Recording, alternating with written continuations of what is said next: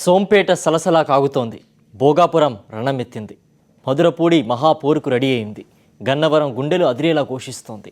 బందరు భూ ప్రకంపనాన్ని సృష్టిస్తోంది. ఇక గుంటూరు రాజధాని ప్రాంతం అలుపెరగని పోరాటం చేస్తోంది.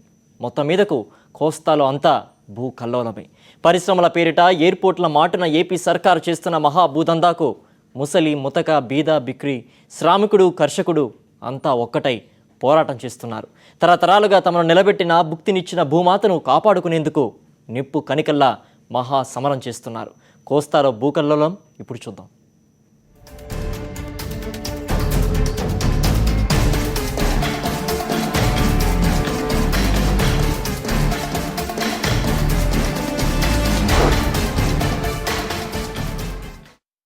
రాష్ట్రంలో బలవంతపు భూసేకరణకు వ్యతిరేకంగా సోంపేట చేసిన ఉద్యమం అంతా ఇంత కాదు. పర్యావరణాన్ని తమ ప్రాంతాన్ని కాపాడుకునేందుకు అక్కడి ప్రజలు ప్రాణాలు సైతం అర్పించారు. అధికారంలోకి వస్తే ఈ ప్రాజెక్టును నిలిపివేస్తామన్న చంద్రబాబు ఇప్పుడు పచ్చి మోసానికి పాల్పడుతున్నాడు.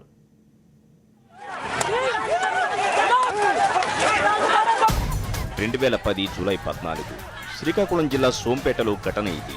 తమ భూముల్లో ఎలాంటి ప్రాజెక్టులు వద్దని రైతులు, గ్రామస్తులు, ప్రజలు చేసిన పోరాటం ఇది. సర్కారు బెదిరించినా, తుపాకీ నుంచి తోటాలు వెలువడ్డా ప్రజలు వెనకడుగు వెయ్యలేదు. బీల ప్రాంతంగా పిలిచే ఈ భూముల పరిరక్షణకు కదం తొక్కారు.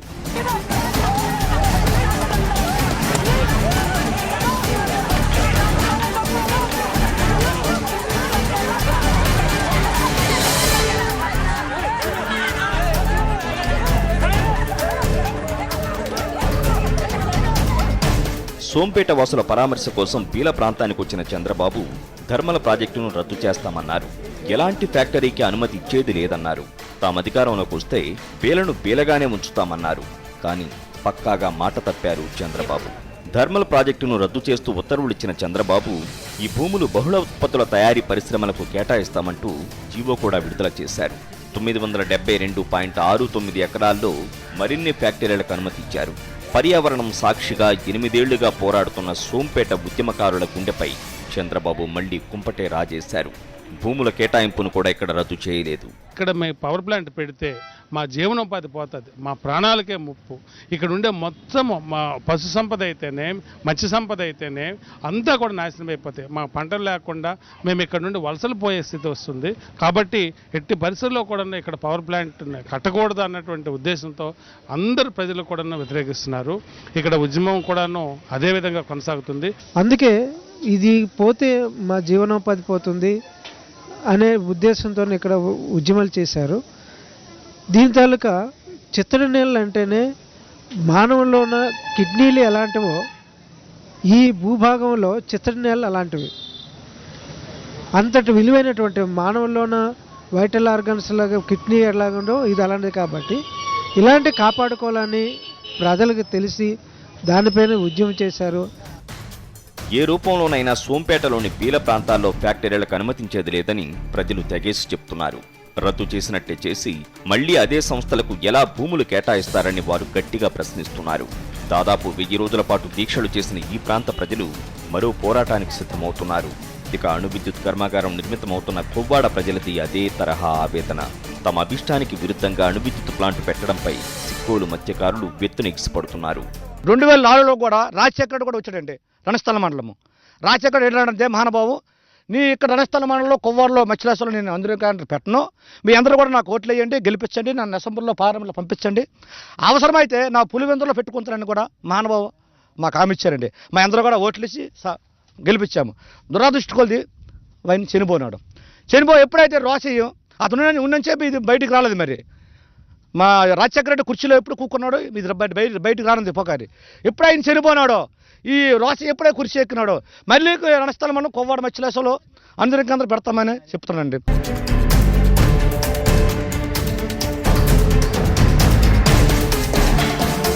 పర్యావరణ పరిరక్షణ, తమ ప్రాంత అస్తిత్వం కోసం మళ్లీ మరో ఇదే శ్రీకాకుళం జిల్లాలో మరో ఉద్యమ కనిక భావనపాడు. పోర్టు పేరిట తమ పొట్ట కొట్టవద్దంటూ ఇక్కడ మత్స్యకారులంతా పోరుబాట పట్టారు.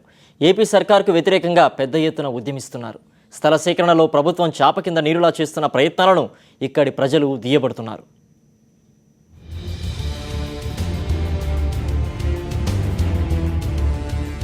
శ్రీకాకుళంకు కేవలం 48 కిలోమీటర్ల దూరంలో ఉంది భావనపాడు.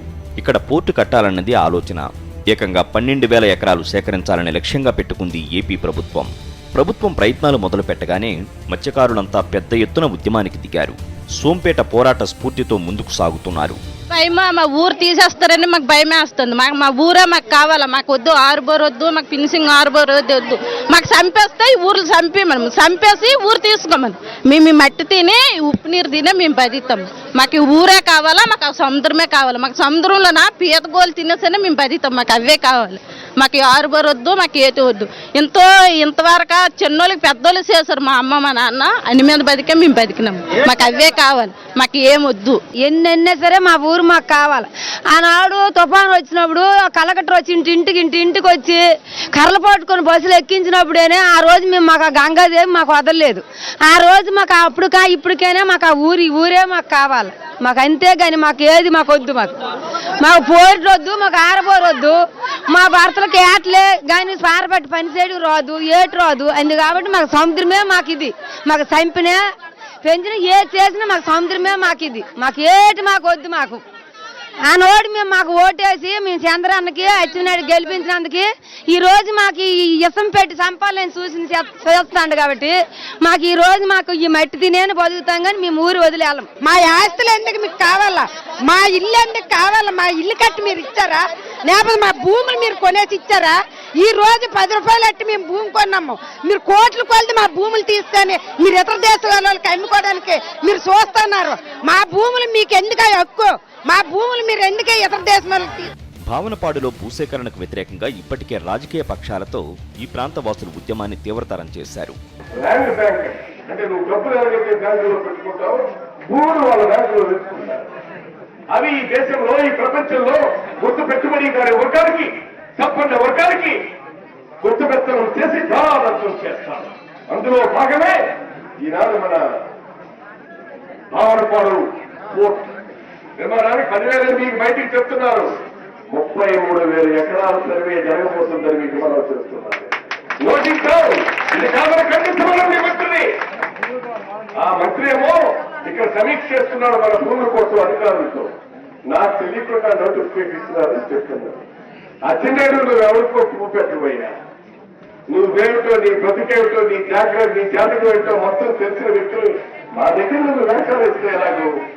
భావనపాడు మత్స్యకారులు పడుతున్న ఆందోళన ఆయన స్పందించి ఆయన ఎంతో మనస్తాపం చెంది మత్స్యకారులు ఎంతో శాంతియుతంగా ఎంతో ప్రేమాభిమానంగా జీవించే వాళ్ళ తరతరాల నుంచి వస్తున్న ఆస్తుల్ని తెలుగుదేశం ఎంత విచిత్రంగా లాక్కోవడం చూసి ఆయన తీవ్రంగా స్పందించి ఈరోజు మమ్మల్ని అందరినీ మీ దగ్గరికి వెళ్ళమన్నారు. ఈ పోరాటంలో వైఎస్ జగన్మోహన్ రెడ్డి గారు కూడా పాలు పంచుకొని మత్స్యకారులకి మీకు సంఘీభావం తెలుపుతారు. మీ పోరాటంలో మేము ఎప్పుడు మా ప్రాణం త్యాగం చేసైనా సరే మత్స్యకారులతో మేము ఉంటాం. మీ మనోభావాలు అర్థం చేసుకొని మీకు అన్యాయం చేయలేము. జిల్లా యంత్రాంగం మీద, తెలుగుదేశం మీద తీవ్ర ఒత్తిడి తెచ్చైనా వాళ్ళు మెడలో వంచైనా సరే మీకు వాళ్ళు అన్యాయం చేయకుండా చూస్తామని. భావనపాడు పోర్టు విషయంలో మత్స్యకారులు, ప్రతిపక్షాల ఆగ్రహం వెనుక కారణాలు లేకపోలేదు. ఇక్కడ పండే ఉప్పు అత్యంత ప్రసిద్ధమైనది. నవరుతుల తల్లి నౌపడా గల్లీ అనే సామెత కూడా ఇక్కడ ఉప్పు నుంచి పుట్టుకొచ్చింది. పోర్టు ఏర్పాటుతో ఈ గల్లీలన్నీ నాశనం కాబోతున్నాయి. ఈ గల్లీలపై దాదాపు 4,000 మంది ఆధారపడి జీవిస్తున్నారు. నౌపడ మండలంలోని మర్రిపాడు, చిన్న మర్రిపాడు, సెలకపేట పరిధిలో సుమారు 2,200 ఎకరాల ఉప్పు గల్లీలు ఉన్నాయి. భూసేకరణ కోసం ప్రభుత్వం జారీ చేసిన నోటిఫికేషన్లో 1,240 ఎకరాల ఉప్పు గల్లీ భూములు కూడా ఉన్నాయి. ఉప్పు పండించే రైతులు, దానిపై ఆధారపడ్డ కూలీల పరిస్థితి ఇప్పుడు ప్రశ్నార్థకంగా మారింది. ఏటా నవంబర్ నుంచి మే వరకు ఉప్పు పంటలతో ఇక్కడి రైతులు మంచి రాబడి సాధిస్తున్నారు. లక్షల రూపాయలు ఖర్చు చేసి తమ పల్లెలను సొంతంగా అభివృద్ధి చేసుకున్నారు. అలాంటి ఉప్పు పరిశ్రమపై పిడుగులా పోర్టు వచ్చి పడింది. అందుకే భావనపాడు వేదికగా మరో ఉద్యమం మొదలైంది.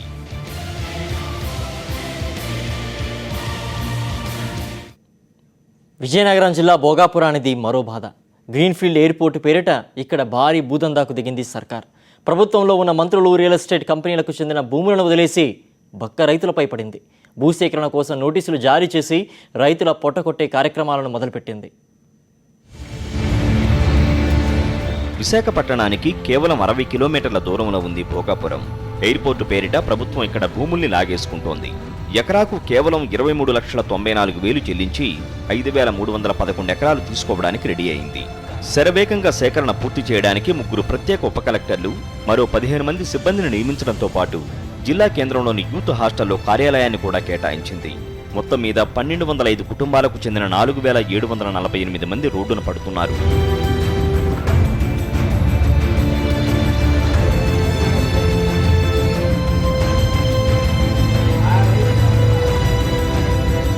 భూసేకరణపై ప్రభుత్వం దూకుడు బుల్లెట్ రైలును తలపిస్తోంది. సర్కారు దందాకు రైతుల గుండెలు మాత్రం ఆగిపోతున్నాయి. భూమిని కోల్పోతామన్న ఆందోళనతో ప్రాణాలు వదులుకుంటున్నారు. భోగాపురం మండలం గూడెపు వలస పంచాయతీ వెంపడాపేటకు చెందిన సూరి ఇలానే మృతి చెందాడు.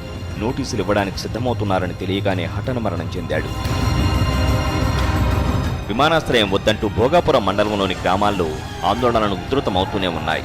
ముంజేరు, కొంగవానిపాలెం, కంచేరుపాలెం, రావి వలస, సవరవిల్లి, గూడెపు వలస, కవులవాడ, రావాడ గ్రామాల్లో నిరంతరం ప్రభుత్వంపై రణ నినాదాలే. ఎక్కడ పడితే అక్కడ అధికారులను అడ్డుకుంటున్నారు ఆందోళనకారులు. ప్రభుత్వ కార్యాలయాలను దిగ్బంధం చేస్తున్నారు. భూములిచ్చేందుకు ససేమిరా అంటున్నారు. ఇన్ని రకాలుగా మా ప్రాణాలు కూడా అర్పించినప్పుడు కూడా ప్రభుత్వం మాతో కనీసం ఒక ఆలోచన చేయకుండా, మా అభిప్రాయాలు తెలుసుకోకుండా, మా తాలూకా ఆలోచన విధానం ఏంటి, మాకున్న ఇబ్బందులు ఏంటో తెలుసుకోకుండా మేము ఎన్ని నిరసనలు వ్యక్తం చేసినప్పుడు కూడా ప్రభుత్వం ఒక అడ్డగోలుగా దుర్మార్గంగా ముందుకెళ్ళడం చాలా దురదృష్టకరం. గ్రామాన పల్లెన ప్రతి మహిళ, ప్రతి పిల్ల, ప్రతి చిన్న కుర్రోడుతో సహా ఈ రోజుకి వీధిలోనికి వచ్చి మా భూములు ఇవ్వరా బాబు అంటే మా మీద నువ్వు పెత్తనం చేయడానికి నీకేం అధికారం ఉందని చెప్పేసి అడగదలుచుకున్నారు. కాబట్టి వీళ్ళందరూ రగులుతున్నారు. ఈ రగులుతున్న దాన్ని ఇంకా పెద్ద చేయడం అనేది చంద్రబాబు నాయుడు సరైనది కాదు. ఈ రోజు ఈ ఎయిర్పోర్ట్ వల్ల ఇక్కడున్న ప్రజానీకానికి కానీ ఉపయోగం లేదు. కాబట్టి ఉపయోగం లేదు, మాకు వద్దని చెప్పేసి ఇక్కడ మొత్తుకుంటున్నాం. అయినా కానీ దొడ్డుదారిన ఆగస్టు 31 తారీఖున కాలం చెల్లిపోయిన ఆర్డినెన్స్ని మళ్ళీ నోటిఫికేషన్ రూపంలో ఇచ్చి ఈరోజు అధికారులను పంపించేసి భూమి తీసుకుంటామని నోటీసులు ఇస్తామని చెప్తున్నారు. గ్రామాలకు వచ్చి నోటీసులు ఇవ్వడానికి వీల్లేదు. వస్తే అడ్డుకుంటారు, తిరగబడతారు. ఆ రకంగా ఎట్టి పరిస్థితుల్లో కూడా ఈ భూములు ఇచ్చే ప్రసక్తే లేదు. ఎవరి అభివృద్ధి కోసం ఇవన్నీ చేస్తున్నారో నాకైతే అర్థం కావట్లేదు. ఎట్టి పరిస్థితుల్లోనూ విమానాశ్రయాలకు మేము భూములు ఇచ్చేది లేదు. విమానాశ్రయాల ద్వారా వచ్చే అభివృద్ధి అయితే మాకు అవసరం లేదండి. ఇప్పుడు విమానాశ్రయం పరిధిలో 6 నుంచి 8 కిలోమీటర్ల వరకు కూడా వారి ఆధీనంలోకి ఉంటుంది. ఇప్పుడు వరకు మేము అదే దాని గురించి మాట్లాడుకుంటున్నాం. వారి ఆధీనంలోకి వెళ్ళిపోయిన తర్వాత మేము నివాస గృహాలు ఉండి మాత్రం మేము ఏం చేయగలుగుతాం, మమ్మల్ని ఉండనివ్వరు కూడా. మేము ఇక్కడ నుంచి ఈ ప్రజలంతా ఎక్కడికో వెళ్ళిపోయి అనాథలుగా బతకాల్సిన అవసరం మాకైతే లేదండి. తర్వాత వీళ్ళు సెక్షన్ 30 కానీ జీవో 44 రద్దు చేయటం కానీ, చెల్లిపోయిన ఆర్డినెన్స్ చెల్లిపోతుంది అని తెలిసి రాత్రికి రాత్రి వాళ్ళు నోటిఫికేషన్ తయారు చేసి 1వ తారీఖున మాకు అందివ్వటం అనేది కూడా ఇదంతా కూడా ఒక రకమైన ఎమర్జెన్సీని తలపిస్తున్న రీతిలో వీళ్ళు ప్రవర్తిస్తున్నారండి. ఏడాది ఫిబ్రవరిలో ఎయిర్పోర్ట్ను ఏర్పాటు చేస్తామని ప్రభుత్వం ప్రకటించగానే ఒక్కసారిగా ఈ ప్రాంతంలో పెద్ద ఎత్తున ఉద్యమం మొదలైంది. మండల కేంద్రంలో కలెక్టరేట్ వద్ద రైతులు ఆందోళన కార్యక్రమాలు చేపట్టారు. వ్యతిరేకత భారీగా ఉండడంతో ప్రభుత్వం ఒక దశలో పూర్తిగా వెనక్కి తగ్గినట్టే కనిపించింది. కానీ ఆగస్టులో మళ్లీ ఎయిర్పోర్టు ఏర్పాటు ప్రక్రియ ఊపందుకుంది. రాష్ట్ర మంత్రుల అయ్యన్న పాత్రుడు, గంటా శ్రీనివాసరావు, అనకాపల్లి ఎంపీ అవంతి శ్రీనివాస్, రియల్టర్లు, మిరాకిల్ వంటి సంస్థలు పెద్ద ఎత్తున గూడుపుటాన్ని నడిపాయి. దీని కారణంగానే అనేకసార్లు ఎయిర్పోర్టు ప్లానులు మారాయి. చివరకు పెద్దలకు, రియల్టర్లకు ఇబ్బంది లేకుండా తమకు అనుకూలమైన ప్లాన్ను ఖరారు చేశారు. ఈ వ్యవహారంలో చివరకు పెద్దలు మిగిలారు, పేదలు బలైపోతున్నారు. అధికార పార్టీలో ఉన్నటువంటి ఎంపీ భూములు అవంతి ఇంజనీరింగ్ కాలేజ్ తప్పించేసి, మరి అధికార పార్టీలో ఉన్నటువంటి అయ్యన్న పాత్రుడు గారి భూములు సన్ రైన్ తప్పించేసి, ఇక్కడ ఉన్నటువంటి ఈ మానస ఇప్పుడు ఎవరైతే పౌర విమాన శాఖ మంత్రి వారు ఉన్నారో వాళ్ళ తాలూకా మానస భూములు తప్పించేసి, మరి ఇక్కడ ఉన్నటువంటి రియల్ ఎస్టేట్లో ఎవరైతే ఉన్నారో వాళ్ళ భూములు తప్పించేసి, ఎవరైతే చిన్నకారు పేద రైతులు ఉన్నారో వాళ్ళ తాలూకు భూములు తీసుకోవడం దుర్మార్గం అనేటువంటి విషయాన్ని గమనించాలి. కొబ్బరి చెట్లు ఇట్లన్నింటిని ఆధారంగా ఈరోజు ఇక్కడ యువత ప్రధానంగా ఉంది. మరి ఇటువంటి యువతకి ఈ ఎయిర్పోర్ట్ వల్ల కొత్తగా ఉపాధి రాకపోగా ఉన్న ఉపాధి అంతా కోల్పోయి ఈరోజు అనాథలైపోయే పరిస్థితి కనబడుతుంది. కాబట్టి యువత అంతా ఈ ఎయిర్పోర్ట్ని ముక్తకంఠంతో వ్యతిరేకిస్తున్నారు. ఈ పోరాటంలో యువత చాలా కీలక పాత్ర పోషిస్తుంది. మా ఉపాధిని దెబ్బతీయకండి, మా జీవితాలతో ఆడుకోకండి, మా తరం ఈరోజు పూర్తిగా నిర్వీర్యమైపోయే పరిస్థితుంది కాబట్టి అని చెప్పేసి యువత ఇప్పటికే బాధపడుతుంది. సహజంగానే భోగాపురం భూములు అత్యంత విలువైనవి. ఇటీవల కాలంలో వేగంగా విశాఖ నగరం పెరగడం ఇక్కడ మార్కెట్ విలువను పెంచింది. ఒక్కో ఎకరా విలువ కనీసం 70 లక్షల రూపాయల పైమాటే. కానీ ప్రభుత్వం మాత్రం దీంట్లో 3వ వంతు కన్నా తక్కువే ఇస్తానంటోంది. రైతులు మాత్రం మాకు ఏ డబ్బు వద్దని తమ మానాన తమను వదిలేయాలని ప్రాధేయపడుతున్నారు. మాకు ఆధారాలు లేవు. మేము ఎంతైనా చెరువు పని చేసుకొని మేము బతుకుతున్నాం. మా తల్లి పిల్లలతో మేము ఉన్నోళ్ళు చేసుకున్న వాళ్ళు ఇల్లు వాకాలు పెడిపోయినాయి. ఆ పొద్దు వెళ్ళిపోచ్చాడు రెక్కలొట్టు తీసుకోండి అని తీసుకొని ఇప్పుడు మమ్మల్ని ఏ తల్లి పిల్లలతో ఎక్కడ చచ్చిపోయి ఆధారాలు చేయమండి మమ్మల్ని ఈ చంద్రబాబు నాయుడు. మా ఇల్లు వాకాలు పెడిపోయినాయి, మాకు ఏటి ఆధారాలు చూపించలేదు, తోవలు చూపించలేదు. అందులోకి అందించి ఆ పార్టీ వాళ్ళకి వాళ్ళకి అందించుకొని వెళ్ళిపోండి. ఇప్పుడు మమ్మల్ని ఏ చర్యలోనే అందరూ పెడిపోమంటాం, ఏకంగా బాంబు పట్టుకొని రమ్మను చచ్చిపోతాం. ఒక్కరికొకరు ఏకంట అందరూ ఏకం అయిపోతాం. రోజు తెల్లవారులేసి కూలినాలు చేసుకున్న వాళ్ళు మాకు ఎందుకు ఈ బాధలు? తెల్లవారులేసి రోడ్డు ఎక్కవలసిన అవసరం మాకు ఎందుకు? మేము తెల్లవారులేసి చెరువు పని తట్టు పట్టుకుని చెరువు పనికి వెళ్ళి పని చేసుకుని మా పిల్లల్ని పెంచుకుంటున్నాం. మేము ఒకరు ఎప్పుడు ఎవరిని ముద్ద అడగలేదు. ఇప్పుడు మమ్మల్ని మా భూమిని ఎందుకు అడుగుతున్నారు వాళ్ళు? వాళ్ళకి ఏం అవసరమని ఇక్కడికి వచ్చి మమ్మల్ని మా ఎదురుగా వచ్చి అడగొచ్చు కదా, మాకు ఇది కావాలి, మీకు ఇది ఇస్తాం, ఇది చేస్తాం. అయినా మా ఊరు వాళ్ళకి ఎందుకండి? మేము ఎంతో కష్టపడి మేము ఎప్పుడు ఎవరిని ఏది ఉద్దేశించి ఎవరిని ఏం మాట్లాడలేదు, ఎవరిని కష్టపెట్టలేదు. ఈ రోజు నాడు మమ్మల్ని ఎందుకు ఇలా కష్టపెడుతున్నారు? ఇలా చెరు పని చేసుకొని తల్లి పేరు పోషించుకొస్తారు. బాబా నీ పుణ్యమంతా బాబా మా ఊరి మీద పట్టింది నా దగ్గర. ఆయన నీ నమస్కారం బాబా మా ఊరి మీద పట్టింది బాబా, మమ్మల్ని ఏరు వాటిని పాలు చేస్తావా? ఎయిర్పోర్టును వ్యతిరేకిస్తూ ఇక్కడ కమిటీగా ఏర్పడ్డారు ఉద్యమకారులు. నిరంతరం ఆందోళనలు, ధర్నాలకు కార్యాచరణ కూడా సిద్ధం చేసుకున్నారు. నోటీసుల పేరుతో తమ గ్రామాల్లో అడుగు పెడితే తరిమి కొడతామంటున్నారు గ్రామస్తులు. రాజమండ్రిలో రైతులది మరో రణరంగం. మధురపూడి విమానాశ్రయ విస్తరణ పేరిట మరిన్ని భూములు ఆక్రమించాలనుకుంటోంది ప్రభుత్వం. కోట్లు ఖరీదు చేసే రైతుల భూములను నామమాత్రం ధరలకి కాజేసే ప్రయత్నాలను ముమ్మరం చేసింది.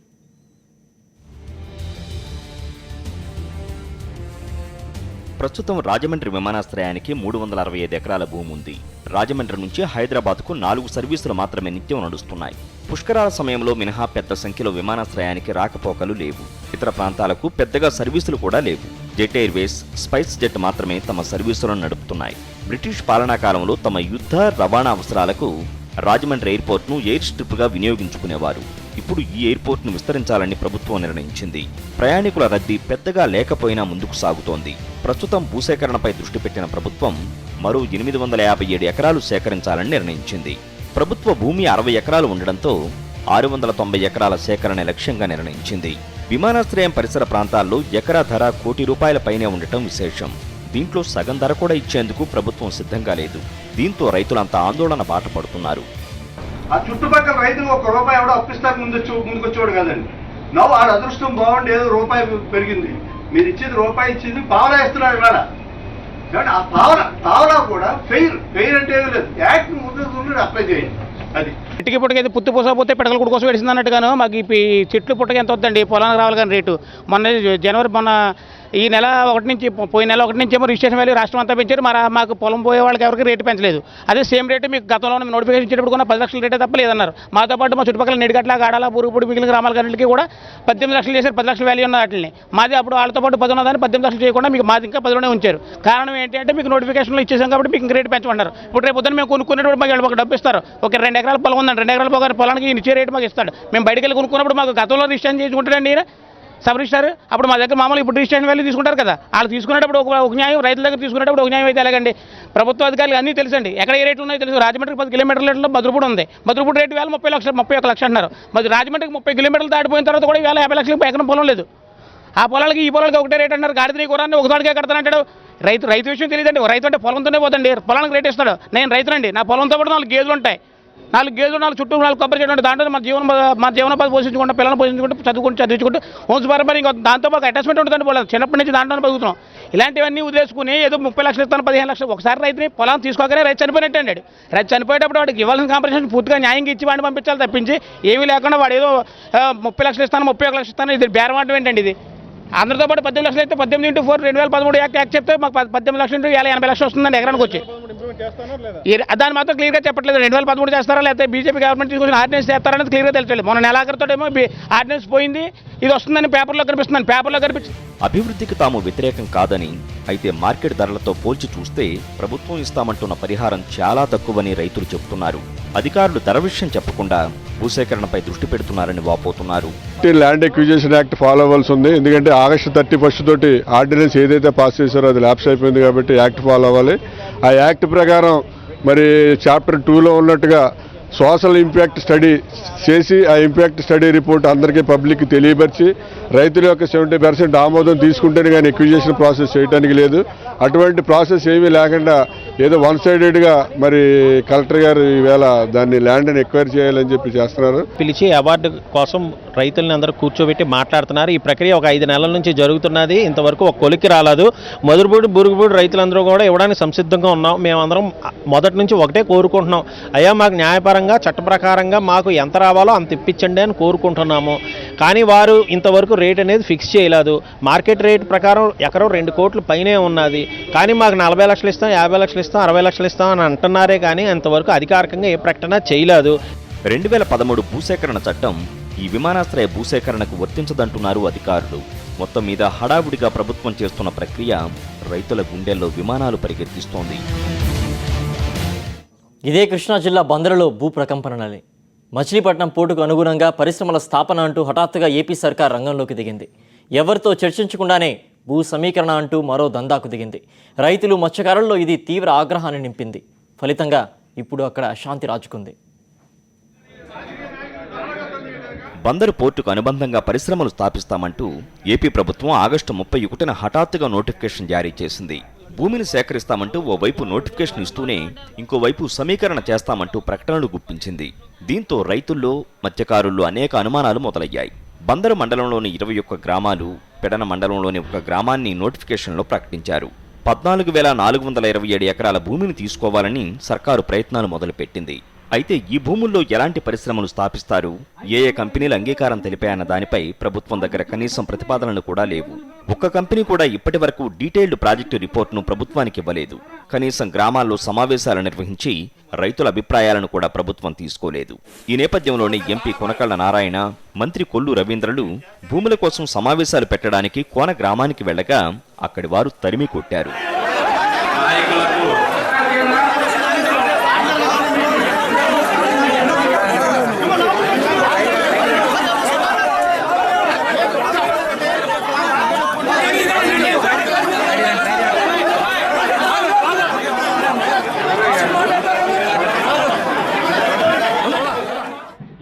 బందరు పోర్టు కోసం ఎన్నాళ్లుగానో ప్రజలు ఉద్యమిస్తున్నా ఆ పనులు మాత్రం ఒక్క అంగుళం కూడా ముందుకు కదలడం లేదు. దానిపై దృష్టి పెట్టకుండా పరిశ్రమల పేరిట భూదందా చేస్తున్నారని బందరు ప్రాంత ప్రజలు ఆగ్రహం వ్యక్తం చేస్తున్నారు.